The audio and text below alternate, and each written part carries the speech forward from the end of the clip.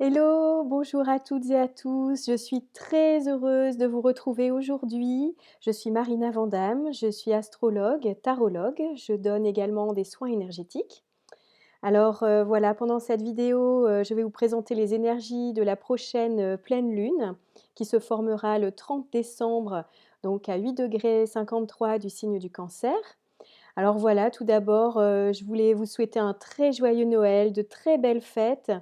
J'espère que vous êtes, bien entourés, que vous profitez d'être avec vos proches, avec vos amis. Voilà, que vous renouez des liens peut-être, avec des personnes, voilà, que vous n'avez pas vues depuis longtemps avec les circonstances et voilà, donc pour aller nourrir, hein, le bonheur qui est en vous, voilà. Je vous souhaite vraiment de vivre ça. Alors, voilà, j'avais envie de tourner cette vidéo le jour de Noël, parce que, il y a vraiment de très belles énergies d'amour, les énergies, christiques, voilà, de renaissance, de renouveau. Donc, j'avais envie de me relier à tout ça et vous partager, les énergies de cette pleine lune aujourd'hui. Voilà. Donc, alors là, c'est la dernière pleine lune de l'année, hein, qui arrive, le 30 décembre prochain. Donc, c'est une pleine lune qui vient clôturer, en fait, une année. Alors quelle année en plus? Donc c'est vraiment une clôture symbolique, qui arrive là. Donc c'est l'apogée du cycle lunaire, hein, quand c'est la pleine lune, donc la lune est opposée au soleil. Ça peut créer un moment de tension. En tout cas, c'est vraiment un moment de prise de conscience, de révélation, où, tout devient plus clair par rapport à une situation donnée, hein, puisque la lune, en fait, est pleine, donc elle vient vraiment éclairer, les situations qu'on est en train de vivre. Voilà, alors là, la lune, en plus, est en Cancer, donc elle est chez elle. Elle est vraiment très puissante, elle est forte, elle s'y sent bien, là, dans son signe en Cancer. Donc voilà, alors c'est la suite de, si vous voulez, de la nouvelle lune qui avait eu lieu le 14 décembre, hem, dans le signe, comment dire? Du Sagittaire, avec éclipse totale de soleil. Donc voilà, c'était très puissant, c'était très intense et là, ici, on a la suite avec, cette pleine lune. Donc c'est un temps pour aller, observer, aller écouter, ce qui se passe en nous, ressentir. C'est un temps pour réajuster aussi, voilà, certaines choses qu'on a pu mettre en place, avec, cette nouvelle lune. Voilà, c'est un moment qui arrive en plus juste après le solstice d'hiver.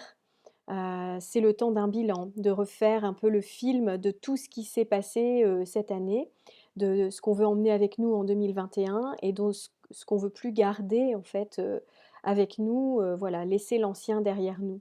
Alors ça, c'est valable pour le plan collectif et puis, sur un plan personnel aussi. Alors vous serez plus impacté par cette pleine lune si vous êtes, Cancer, Capricorne, Balance ou Bélier, ou si vous avez des planètes ou des points, de votre thème qui se trouvent à 8 degrés d'un signe. Donc ça, c'est à voir, voilà, suivant votre thème et dans quelle maison ça peut se produire, pour vous également, pour comprendre, voilà, ce qui peut se passer dans vos vies personnelles. Alors, comme je vous disais, la lune, là, elle est en Cancer, elle est en domicile, donc elle est pleine, elle s'y sent bien, elle s'exprime au maximum. Donc elle vient nous parler de nos émotions, de notre vie intime, de notre vie familiale, du partage, voilà, qu'on a avec, nos amis. Elle nous parle aussi de notre foyer, de nos biens, de notre maison et puis de notre corps aussi, hein, qui est finalement aussi notre maison sur cette terre. Donc voilà, elle vient nous parler aussi du peuple. Alors moi, j'aime pas trop ce mot, mais c'est voilà, c'est vraiment, elle vient nous parler de voilà, du plan collectif. Donc, j'allais dire là, pendant cette pleine lune, les émotions, peuvent être assez intenses, hein, et elles peuvent être ressenties déjà 2, 3 jours avant la pleine lune et 2, 3 jours après. Donc là, je pense que c'est vraiment un moment de prendre soin de ce qui a pu, voilà, nous manquer pendant des semaines, des mois. C'est un moment pour retrouver les nôtres, pour prendre soin de nos besoins, de notre cœur, de notre âme et de notre corps aussi et pour nourrir tout ce que notre cœur, voilà, nous dit de vivre et puis nos besoins émotionnels. Donc cette, pleine lune forme un très bel aspect, alors on appelle ça un aspect harmonique avec la planète Uranus, qui est en Taureau. Donc là, la pleine lune forme un sextile avec la planète Uranus.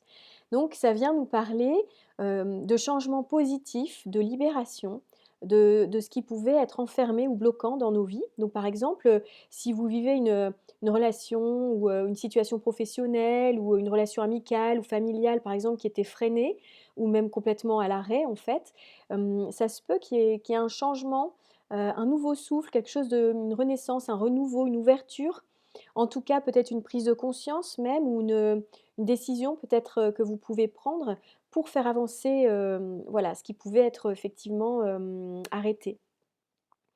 Et puis il y a aussi tout ce qu'on a vécu et tout ce qu'on a porté pendant cette année 2020, de lourd, de difficile, voilà, je ne vais pas revenir sur ce qui s'est passé, mais en tout cas, c'est un temps, on va dire, de guérison. On va y revenir après avec, l'aspect qui est formé à Chiron aussi, donc où on peut libérer en fait des émotions, stagnantes qui auraient été là, depuis quelque temps. Voilà, c'est vraiment un temps de, on va dire en tout cas de bilan et puis de, oui, d'ouverture quoi, d'éveil, de libération, pour accueillir justement le renouveau, l'imprévu, laisser l'ancien, voilà, ce qui nous sert plus, hem, même parfois, alors ça peut être des choses qu'on a vécues cette année, je pense que c'est principalement ça. C'est des choses qu'on a pu vivre dans le passé ou même pour ceux à qui ça parle, ça peut être des situations, même, de vie antérieure, en fait, de vie passée.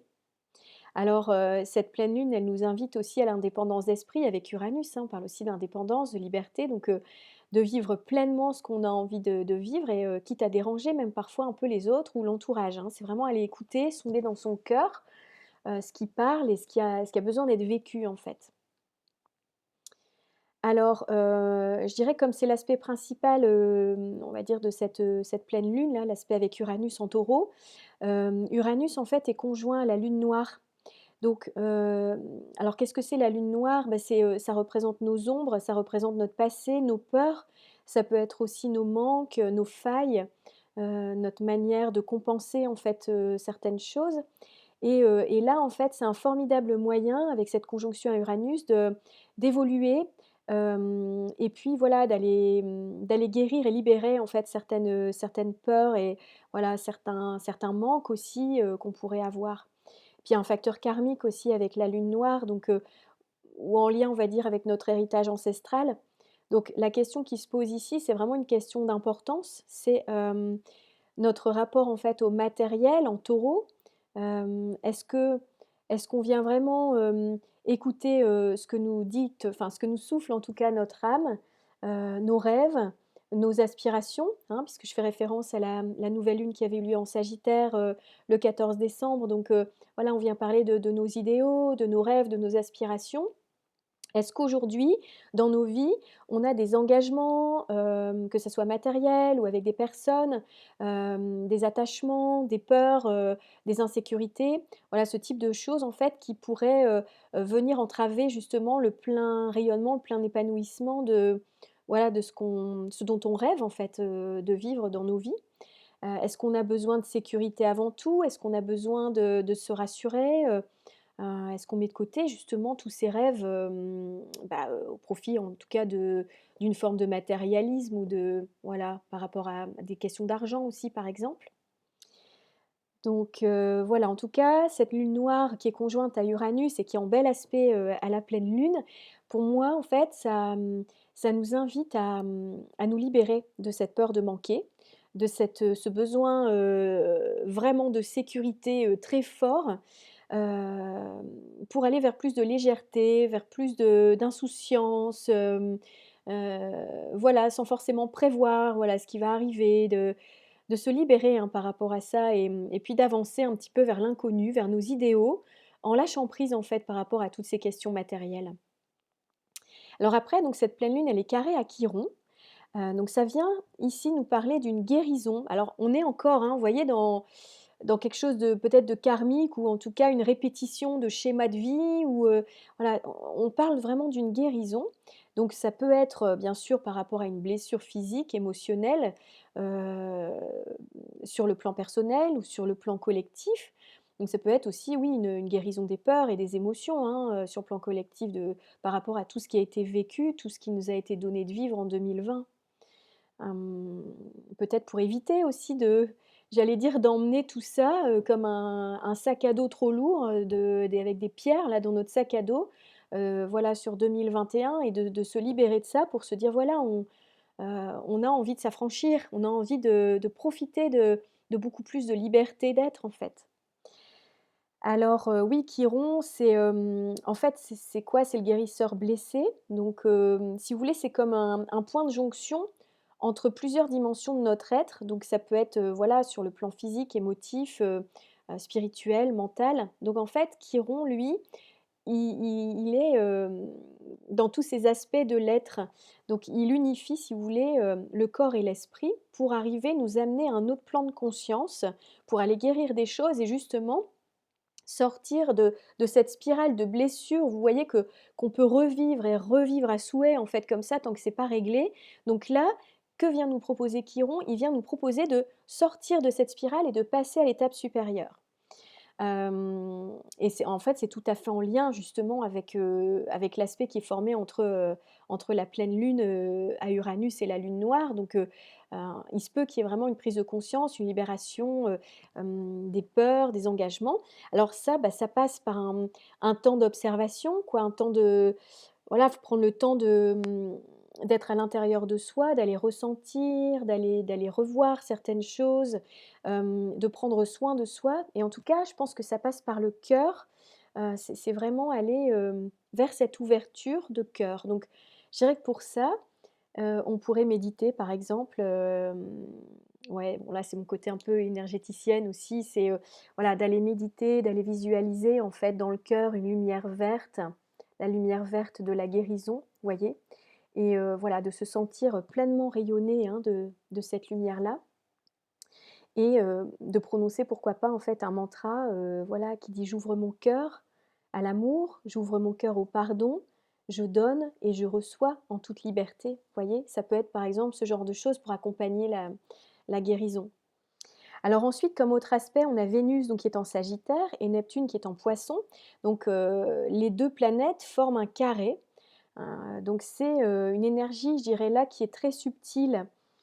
C'est vrai qu'avec Neptune, voilà, c'est flou, on comment dire? On perçoit pas forcément nettement, en fait, les choses, mais il y a effectivement ce lien, hein, puisque Neptune, c'est l'octave supérieure de Vénus, donc on est vraiment là sur des dimensions, beaucoup plus liées, en fait, à l'âme, au divin, voilà, à l'amour inconditionnel, à la fusion, voilà, c'est très lié, en fait, au cœur donc je dirais que ce transit-là, en tout cas, peut bon, c'est vrai, apporter un flou et des incertitudes, sur le plan, relationnel et puis sur le plan de nos valeurs aussi. Ça peut parfois, bon, hein, on peut dire aussi provoquer un peu de tristesse aussi, une forme de désespoir ou un éloignement. Mais, en fait, c'est pour nous aider, si vous voulez, à aller toucher en nous ce qui est important pour nous dans nos rêves, hein. Vous voyez? Parce que Neptune, c'est vraiment, hem, c'est les inspirations aussi qu'on peut avoir, c'est, ce lien à tout ce qui est, à l'amour le plus élevé, voilà, on est vraiment sur des énergies d'amour divin là, donc, en tout cas, je pense que c'est une invitation à la connexion encore une fois au cœur, à l'amour en nous, à nos valeurs profondes, à ce qui nous anime en fait profondément et je dirais que le cœur lui, il sait ce qu'on aime et ce dont on a besoin profondément, vous voyez?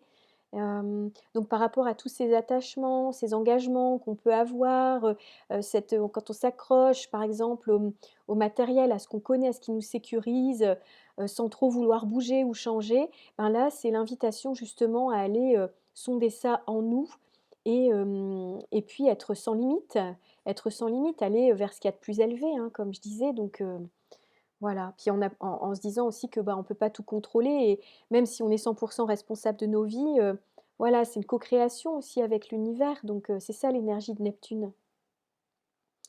Alors c'est aussi une énergie de dissolution, Neptune, donc comme, voilà, c'est en lien avec tout le thème en fait, hein, de cette pleine lune, donc ça peut nous aider à dissoudre l'ancien, les rigidités, voilà, donc il faudra être dans l'ouverture, je pense, heu, le don de soi, pour soi-même et pour les autres et puis, voilà, dans l'amour inconditionnel, hein, pour accueillir en fait en toute ouverture ce qui vient. Donc se connecter en fait à sa spiritualité et puis accueillir aussi les miracles, dans notre vie en fait. Alors après on a, Saturne et Jupiter, qui sont carrés à Uranus. Donc là, ça vient nous parler en fait de changement, puisque, si vous voulez, Uranus vient casser un peu les codes de Saturne, mais Saturne, ça représente le passé, donc il peut y avoir effectivement un tiraillement. Alors en fait, c'est l'aspect principal qu'on va avoir en 2021, c'est la remise en question de, bah, oui, de notre passé, de nos attachements, de nos structures, voilà, de tout ce qui nous attache en fait à, comment dire? Qu'on a du mal à changer, vous voyez? De notre ancrage, de notre voilà. Donc c'est Uranus, en fait, il vient provoquer un petit peu tout ça, il vient provoquer, et alors il nous met dans un inconfort aussi, hein, certainement, parce qu'on n'a pas toujours envie de changer. Mais en tout cas, il nous invite à se dire: «Voilà, qu'est-ce que je peux changer dans ma vie?» Pour justement être plus libre et être plus connecté à mon cœur, à ce que j'ai envie de vivre. Donc voilà, alors c'est vrai qu'on ne se sent pas toujours, hein, de changer des choses dans notre vie, mais là, en 2021, on va être, invités en tout cas à ça, pour vivre de belles choses, hein, justement. Hem, voilà, donc c'est revisiter en fait son organisation de vie aussi et son mode de vie, hein, ça peut être ça. Donc voilà. Alors, bah, dans quelques jours, voilà, pour terminer, on entre en 2021.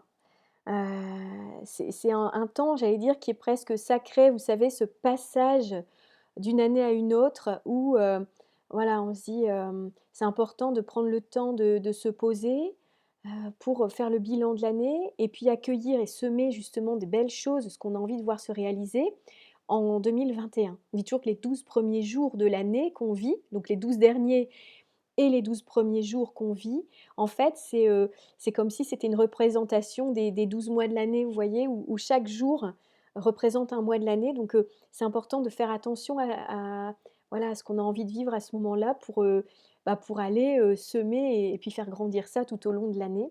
Voilà, donc c'est pour ça que c'est une invitation, j'allais dire là, cette fin d'année à, voilà, se poser, faire le bilan, pourquoi pas écrire? Écrire aussi, voilà, ce qu'on a envie de vivre, ce qu'on a pu envie de vivre, voilà, de faire, comment dire? Même sous forme de petits tableaux, positifs, négatifs, enfin voilà, comme on le ressent et pour voir ce qu'on a envie de semer en 2021.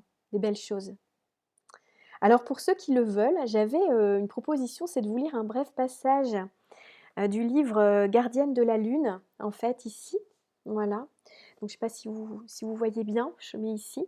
Donc c'est un livre, que vous connaissez peut-être, hein, que j'adore, de Stéphanie Lafranc et Vic O, hein, qui a fait les illustrations et je trouve que c'est tellement résonnant, si vous voulez, par rapport à cette lecture du thème de la pleine lune que, voilà, j'avais envie de vous lire ici un petit passage. C'est quelques lignes. Alors, décembre, pleine lune, donc le mot principal, c'est guérison. Je vous montre parce que, voilà, on l'a ici. Hein, je vous parlais de guérison ici avec le thème. Donc, alors, dernière de l'année calendaire, la pleine lune de décembre est toujours un moment de clôture symbolique. Au cœur des nuits sombres, elle illumine notre ciel. En miroir, nos lumières intérieures doivent s'intensifier. C'est le moment de prendre soin des autres et donc de soi, de donner et de recevoir. Cela passe par le cœur, dans un don d'amour consacré à la guérison. Cette lune nous incite à développer notre propre médecine, à nous connaître et nous reconnaître. C'est lorsqu'on perd le fil de son chemin intérieur, que l'on s'éloigne de qui l'on est vraiment, que le fossé se creuse en soi. Dans cet espace peut se glisser la maladie aussi bien physique que psychologique. Alors soyons à l'écoute de nos corps physiques et énergétiques. Garante de notre santé, mettons en pratique ce qui est bon et juste pour nous. Le chemin de la guérison est complexe, il demande d'apprendre à éprouver de la gratitude pour ce qui nous a été donné à vivre, même les moments difficiles. Nos peurs, nos freins et nos barrières sont là pour être levés. Ce sont des défis pour nous permettre d'évoluer et de développer notre force intérieure. Voilà, puis c'est très relié au chakra du cœur, hein, du coup, voilà ce que je vous disais tout à l'heure. Voilà, bah écoutez, merci infiniment pour vos likes, pour vos partages, pour vos commentaires, ça me touche énormément, donc merci, merci pour ça. Ça m'encourage à continuer Et voilà, bah, si vous êtes intéressé par un accompagnement, vous trouverez dans la barre d'infos en dessous, les informations, hein, avec, les types d'accompagnement que je propose et puis mes coordonnées. Donc voilà, partagez-moi vos commentaires, j'aime beaucoup, puis je vous réponds parce que, voilà, j'aime bien ces échanges qu'on peut avoir ensemble. Ça compte beaucoup pour moi, donc voilà, je trouve que ça rend vivant les choses. Donc voilà, en tout cas, je vous souhaite, de joyeuses fêtes de fin d'année. Profitez de vos proches, soyez heureux, soyez libres et je vous envoie plein de lumière. Voilà, je vous embrasse fort. Au revoir.